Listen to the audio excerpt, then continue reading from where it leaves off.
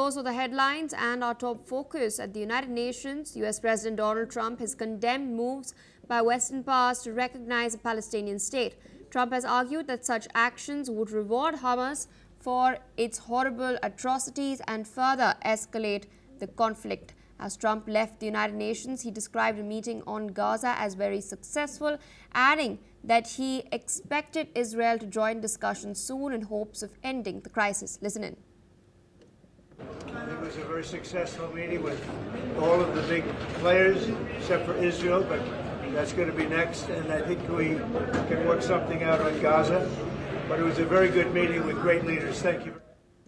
In a meeting with Muslim leaders on the sidelines of the UN, one of the leaders has stated that they count on Trump to end this war and help the people of Gaza. Listen in. The only reason we're here is to stop the war and bring the hostages back. And we count on you and your leadership as well to end this war and to help the people of Gaza.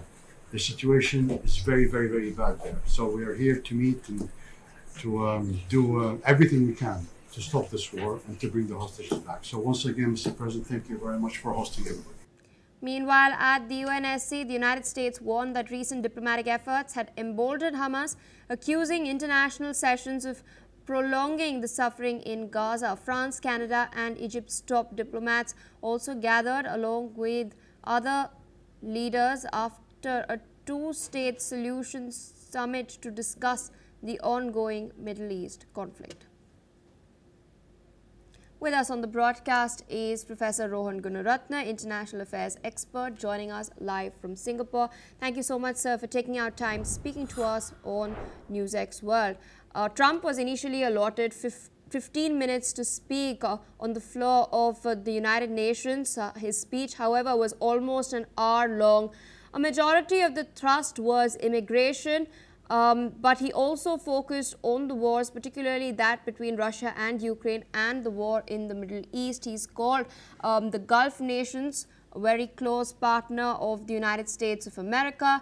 He's also, in fact, slammed other countries such as Britain and Portugal, who have recently recognized a Palestinian state, stating that this would only embolden Hamas. What do you think is going to now be the reaction of these countries who've come out in support? France, of course, we've seen what took place yesterday in New York with Macron being nearly humiliated. He had to walk, in fact, down the street to the French embassy as his motorcade was stopped as well.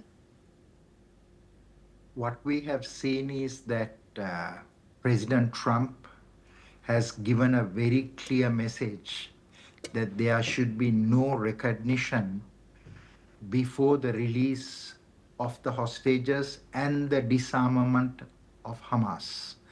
But the Commonwealth leaders and other continental European leaders have decided to move forward and recognize a two-state solution. Two-state solution is the right thing to do, but the timing is wrong, because as long as Hamas is still holding the hostages, many believe that it will be considered as a reward for terrorism, the 2023 October 7th attack. So what is so important is for the world leaders to unite and to ensure, number one, the release of the hostages, the disarmament of Hamas before that recognition. It didn't happen that way. That is why Netanyahu is very annoyed by it. And of course, he has stepped up the offensive in the Gaza city. But the UN summit, the UN conference on the two-state solution provided the ideal opportunity for Trump to meet with those Commonwealth and continental European leaders and to make that point. And now there is some agreement. For instance, Macron said that they will open an embassy only when the hostages are released. So I think that there is greater consensus today than before. All right, so I request you to stay on with us. We're tracking further updates. We're now learning that French